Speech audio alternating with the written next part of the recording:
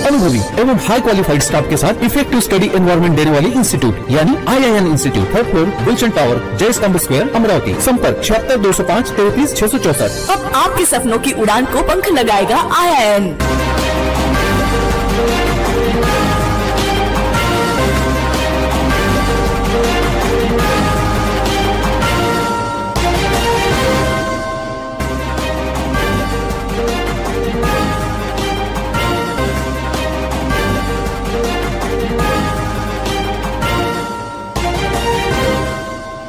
नमस्कार, सिटीच्या बातमीपत्रात प्रेक्षकांचं मनपूर्वक स्वागत। आज दिनांक 23 जुलै 2024 वार मंगळवार। बातमीची सुरुवात करूया सुविचार मालेने। कोणताही स्वार्थ नसतो तेव्हा माणूस शांतपणे इतरांच्या समस्या ऐकतो। आजचा सुविचार आपण बघितला, आता बघूया बातमीपत्रातील ठळक बातम्या।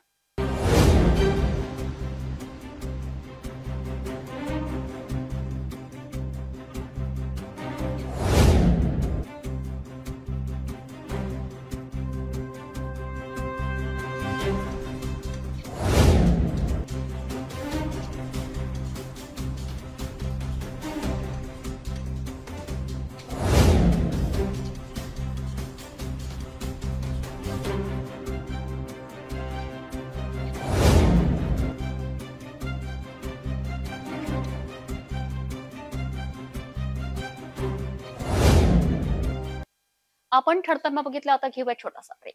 किचन गृहिणी से जुड़ा एक अटूट हिस्सा, जहां उसे मिले हर एक चीज अपनी सही जगह पर। इसलिए Amba stainless steel kitchen trolley आपको लगने वाली साइज अनुसार, आपके किचन के अनुसार, बिल्कुल आपकी इच्छा अनुसार उच्चतम क्वालिटी के किचन ट्रॉलीज मैन्युफैक्चरिंग से सीधे आप तक, यानी 100% वाजिब दाम, ना देखभाल की जरूरत, ना जंग लगने की परेशानी, आसानी से वॉश करने हेतु उत्कृष्ट कैरियर सिस्टम, साथ ही स्टेनलेस स्टील जीना रेलिंग, डेकोरेटिव ग्रिल एवं गेट भी हम बना कर देते हैं। Amba stainless steel kitchen trolley, Dastur Nagar Chowk के पास, MIDC road, Amravati, Maharashtra.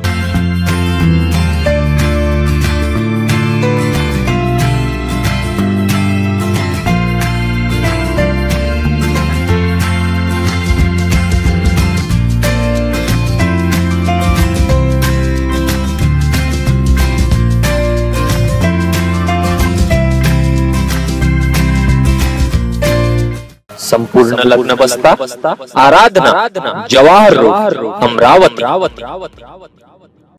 Break नंतर बघूया सविस्तर बातम्या। आगामी विधानसभा निवडणूक तसेच सण उत्सव शांततेत पार पडावे, शहरात कोणतीच अनुचित घटना घडू नये, शहरात कायदा व सुव्यवस्था अबाधित राहावी, याकरिता पोलीस आयुक्त नवीन चंद्र रेड्डी यांनी पोलीस आयुक्तालय क्षेत्रातील सर्व हिस्ट्री शीटरांची परेड घेतली। येणाऱ्या विधानसभा निवडणूक सोबतच सण उत्सव लक्षात घेता शहर पोलीस आयुक्तालयाच्या वतीने 23 जुलैला वसंत हॉल येथे सर्व पोलीस स्टेशन अंतर्गत हिस्ट्री शीटरांची पेशी घेण्यात आली। यावेळी शहरातील अनेक पोलीस स्टेशन अंतर्गत पोलीस निरीक्षकांनी हिस्ट्री शीटरांना पेशीकरिता बोलावण्यात आले होते।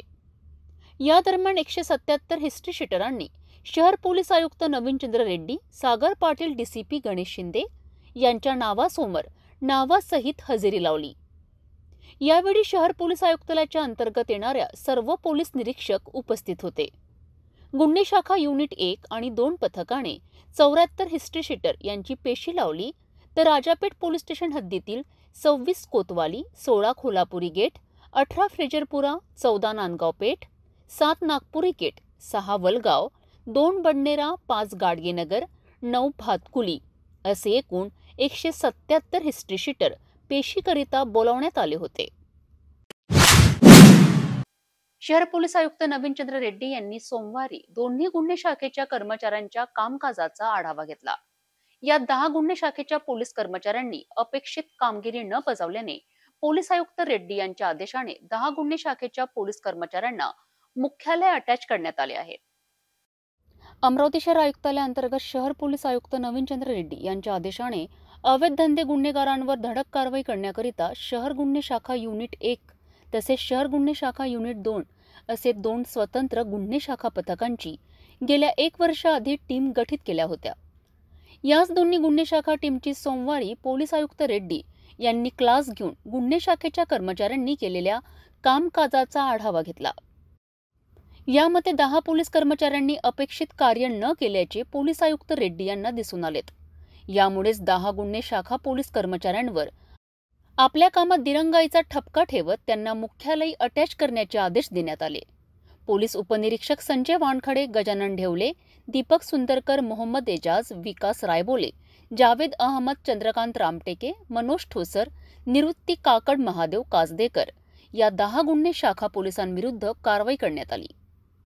कामात हयगय सहन केल्या जाणार नाही, जर केल्यास धडक कारवाई करण्यात येणार अशी ताकीद सर्व पोलीस अधिकारी कर्मचाऱ्यांना पोलीस आयुक्त रेड्डी यांनी दिली आहे. आमदार सुलभा खोडके यांच्या सातत्यपूर्ण प्रयत्नातून आता विलासनगर येथील बुद्ध विहार सुसज्ज होणार आहे. यासोबतच येथील सामाजिक सभागृह व ग्रंथालय तसेच विलासनगर येथे बगीचा, कुंपण भिंत व सौंदर्यीकरण कामाला सुद्धा सुरुवात होणार आहे.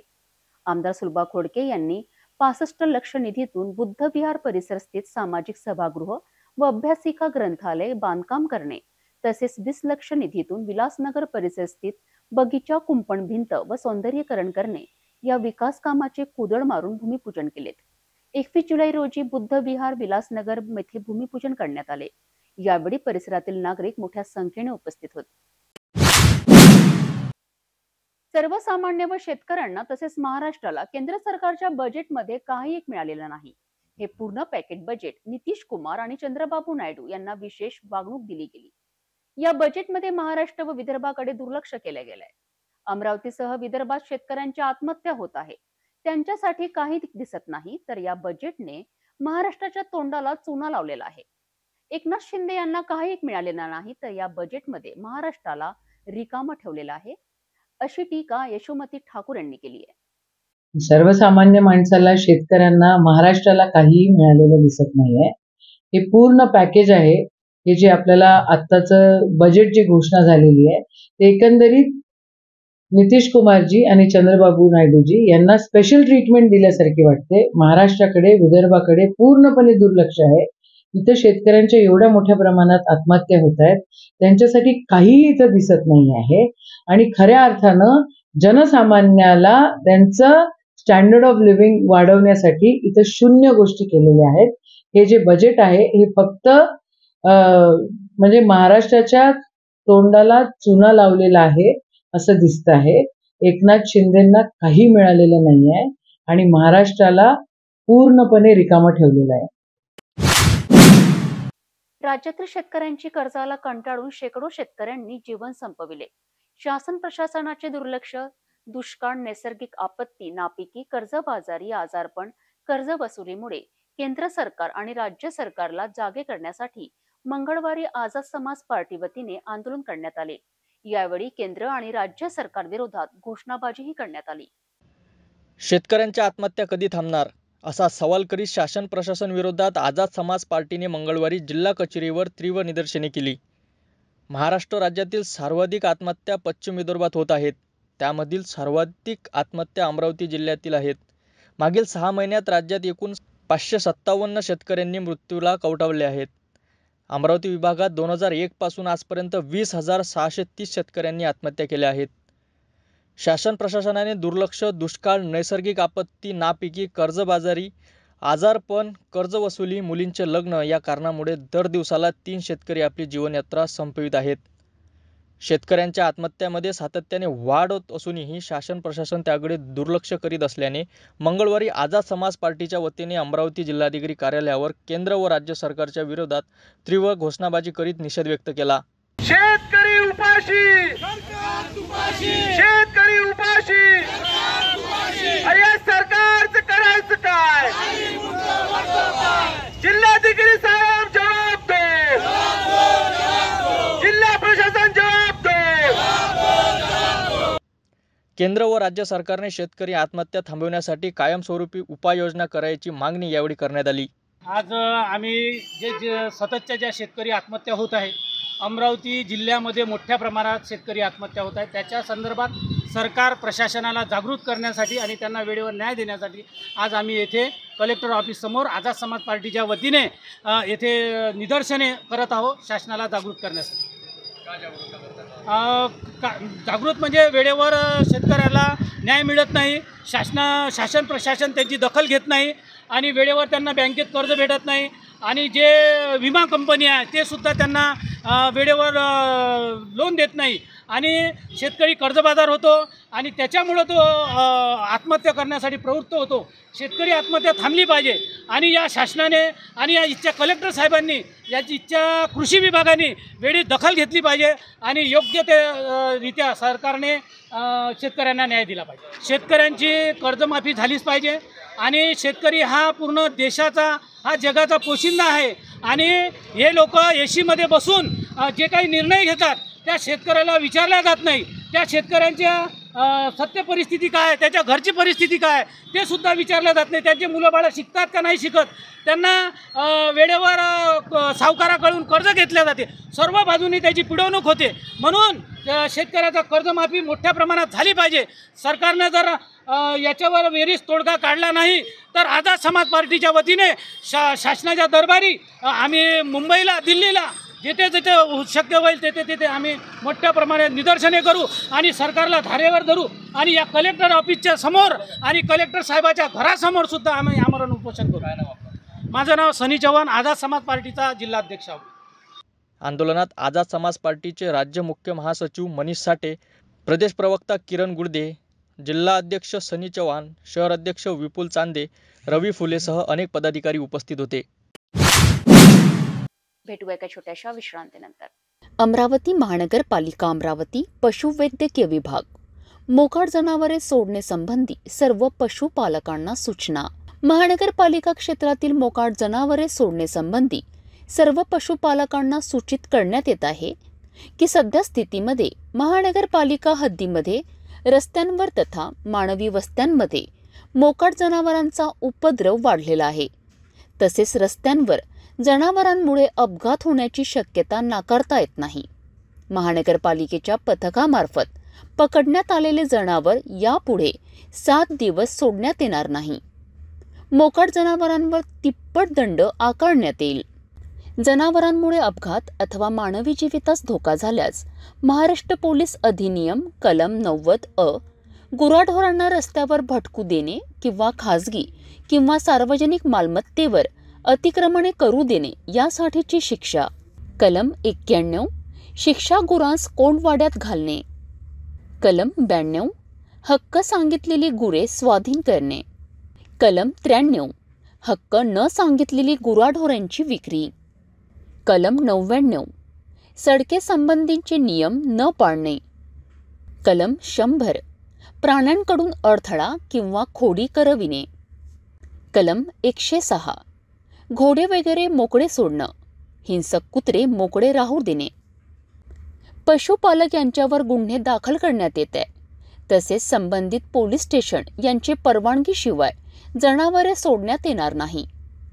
महाराष्ट्र महानगरपालिका अधिनियम अनुसूचित ड प्रकरण 14 कलम 22, 23, 24 अन्वय पशुपालन संबंधी सक्षम प्राधिकरणे यांची परवानगी सादर करावी लागेल. तथा कलम 376 अन्वय तथा मनपा सर्वसाधारण ठराव क्रमांक 47 नुसार पशुपालक यांच्यावर कारवाई करण्यात येईल व नागरिक क्षेत्रात गुरे पाळणे अधिनियम याबाबतची अंमलबजावणी करून संबंधिताने व पालकांवर कायदेशीर कारवाई करण्यात येईल व होणाऱ्या आर्थिक नुकसानास महानगरपालिका जबाबदार राहणार नाही. महानगरपालिका आयुक्त अमरावती. विश्रांतीनंतर पुन्हा आपले स्वागत. शहरातील सरला जाजू सुंदरकांड ग्रुप व रामचरितमानस ग्रुप गेल्या अनेक महिन्यांपासून घरोघरी 1 महिना पारायणाचे वाचन करीत आहेत. तर सुंदरकांडचे महिन्यातून 3दा वाचन केले जात आहे. 30 महिलांच्या गटाने 15 दिवसात वाचन करत आहेत. या कार्यक्रमाचा समारोह अखंड रामायणाने करण्यात आली.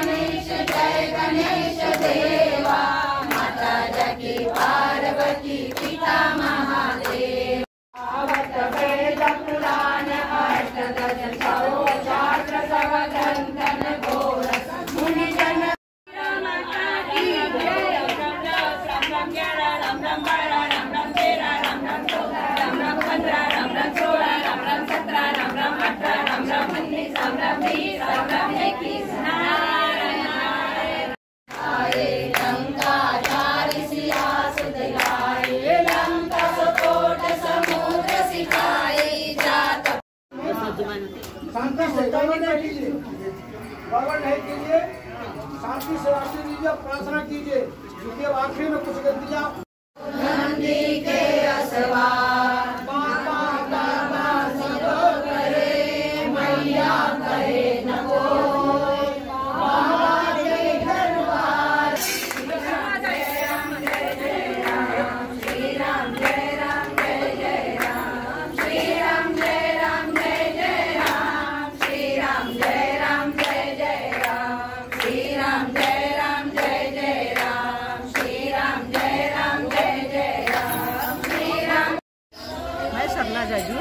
हमारा सुंदरकांड ग्रुप है और रामचरितमानस ग्रुप है। इन्होंने 13 महीने तक के घर पे अपनी एक मास पारायण करके 30 लेडीज ने एकादशी को एक रामायण पूर्ण की और महीने में 2 बार द्वादशी को सुंदरकांड करते हैं। और एक पूर्णिमा ग्रुप भी है हमारा, उसमें महीने में 1 बार सुंदरकांड होता है। ऐसे महीने में 3 सुंदरकांड होते हैं हमारे। सब महिलाएं मिलकर करीबन 90 लेडीज है। हमारा 3 ग्रुप चलता है और 3 ग्रुप करके ऐसे राउंड में भी रामायण पूर्ण होती है और महीने में 15 दिन में एकादशी के दिन 3 रामायण पूर्ण होती है। 90 लेडीज जुड़ी है। उसका हम समापन किया है आज गौशाला में। हमने सवेरे 5 बजे अखंड रामायण की, 11 बजे तक हमारी रामायण चली। उसके बाद में हमने सुबह सुंदरकांड के साथ में हवन किया। हमारे महाराज जी और हमारी सभी सखिया ने हमको साथ दिया करके हमने ये प्रोग्राम आगे कर सके। दररोज बरसत असलेल्या संततधार पावसाने अमरावती जिल्ह्याला पाणी पुरवठा करणारे मोर्शी येथील उध्ववर्धा धरण आता ओव्हरफ्लो होण्याच्या मार्गावर आहे। धरणातील पाणीसाठा 56.74% इतका झाला असून येत्या 48 तासात धरणातील पाणी सोडण्याचे आदेश देण्यात आले आहे। अशात नदीकाठच्या नागरिकांना निवासी उपजिल्हाधिकारी अनिल भटकर यांनी सतर्कतेचा इशारा दिला आहे। अमरावती जिल्ह्याला पाणी पुरवठा करणारे उध्ववर्धा म्हणजेच अप्पर वर्धा प्रकल्पात मुसळधार पावसाने प्रकल्पाची पातळी वाढली आहे। पाणलोट क्षेत्रामध्ये पाऊस सुरू असल्यामुळे धरणाच्या जलाशय पातळीत वाढ होत आहे। 23 जुलै रोजी 11 वाजता उध्ववर्धा प्रकल्पाची जलाशय पातळी 339.24 मीटर असून पाणी साठ्याची टक्केवारी 56.74 इतकी आहे। धरणाच्या पाणलोट क्षेत्रात होत असलेल्या व अपेक्षित पर्जन्यमानाचा विचार करता येत्या 48 ते 12 तासात धरणातून नदी पात्रात येणाऱ्या पाण्याच्या वेगाप्रमाणे विसर्ग सोडण्यात येण्याची शक्यता आहे। यामुळे वर्धा नदीकाठाच्या गावांना सतर्कतेचा इशारा निवासी उपजिल्हाधिकारी अनिल भटकर यांनी दिला आहे। श्रावण सोमवार या दिवशी भोलेनाथ शिवशंकर यांच्या भारत ज्योतिर्लिंगाच्या तीर्थक्षेत्रावर मोठी गर्दी राहते। याच प्रकारे श्रावणच्या पहिल्या सोमवारी 12 ज्योतिर्लिंग मधून एक धाम ओंकारेश्वर धाम येथे लाखो भक्तांनी दर्शन घेतले। श्रावणच्या पहिल्या सोमवारी शिव अभिषेक सकाळी 5 वाजता करण्यात आला। यावेळेस नर्मदा नदीच्या काठी लाखो भक्तांनी गर्दी केली होती। श्रावणच्या सोमवारी महिला व्रत करतात आणि हा उपवास सोमवारपासून सुरू झाला असून शिवभक्त विविध मंदिरात जलाभिषेकही करतात।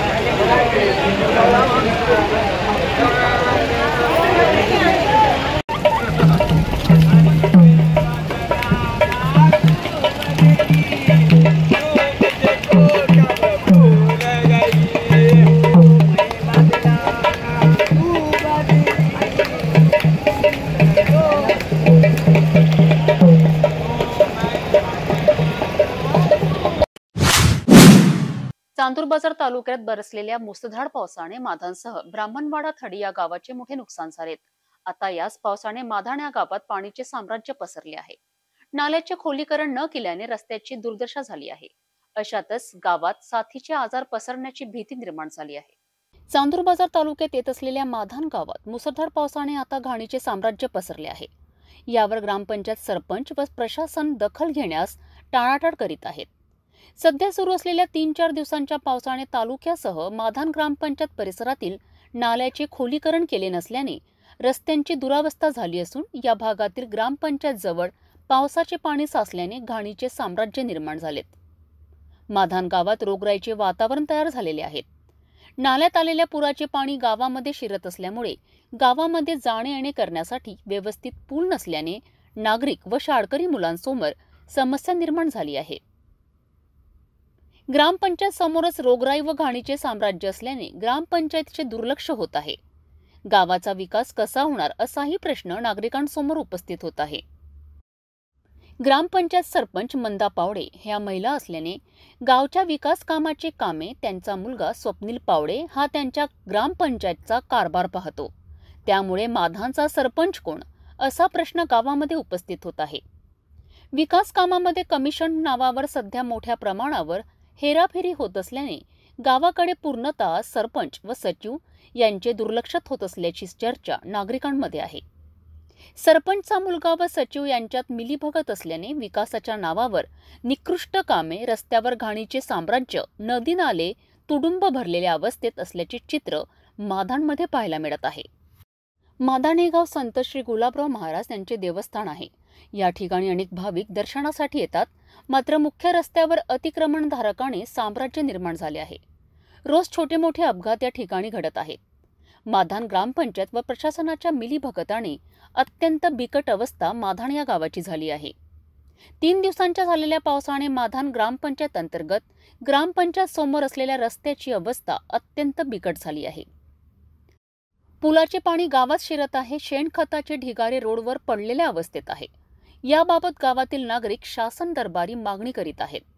परंतु ग्रामपंचायत प्रशासन व सरपंच जाणीवपूर्वक दुर्लक्ष करत असून उडवाउडवीची उत्तरे देऊन नागरिकांच्या समस्येला केराची टोपली दाखवत असल्याचे बोलल्या जात असल्याचा आरोप गावातील नागरिक करीत आहे. गावातील पुलाचे खोलीकरण, पूल बांधणे, नाल्या साफ करणे, रस्त्यावर तात्काळ मुरुम टाकणे व लवकरात लवकर या भागातील रस्त्यांची कामे करण्यात यावी याकडे सरपंच मंदा पावडे यांनी लक्ष देणे गरजेचे आहे, असे नागरिक आता बोलू लागले आहेत. 23 जुलैला पूर्व विदर्भात सार्वत्रिक तर पश्चिम विदर्भात बरेच ठिकाणी हलक्या मध्यम पावसाची शक्यता हवामान विभागाने वर्तविली आहे. यात भंडारा, चंद्रपूर जिल्ह्याला ऑरेंज अलर्ट जारी केला असून चंद्रपूर, गडचिरोली, गोंदिया येथे मुसळधार पाऊस पडणार आहे. 23 जुलैला अमरावतीसह पूर्व विदर्भात सार्वत्रिक स्वरूपात हलक्या मध्यम पावसाची शक्यता राहणार आहे. अमरावतीमध्ये जोर थोडा जास्त राहील. यासोबतच 24 ते 30 जुलैला संपूर्ण विदर्भात बरेच ठिकाणी हलक्या मध्यम पावसाची शक्यता असणार आहे आणि अकोला, बुलढाणा, वाशिम येथे पावसाचे प्रमाण कमी राहील, अशी माहिती हवामान विभागाचे तज्ज्ञ प्राध्यापक अनिल बंड यांनी दिली आहे. जाता जाता पुन्हा एकदा आजच्या ठळक बातम्या.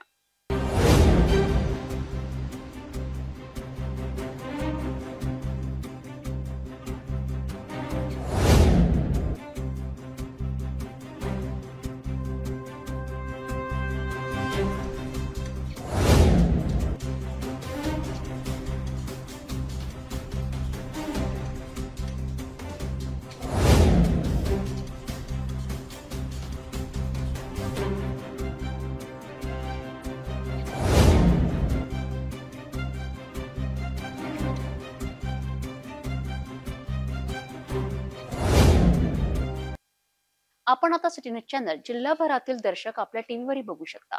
यामध्ये NXT setup box channel number 117, Jio setup box channel number 872, GTPL setup box channel number 73, Fastway setup box channel number 256 आणि यासोबतच मेळघाट येथे NXT setup box channel number 122 वर बघू शकता.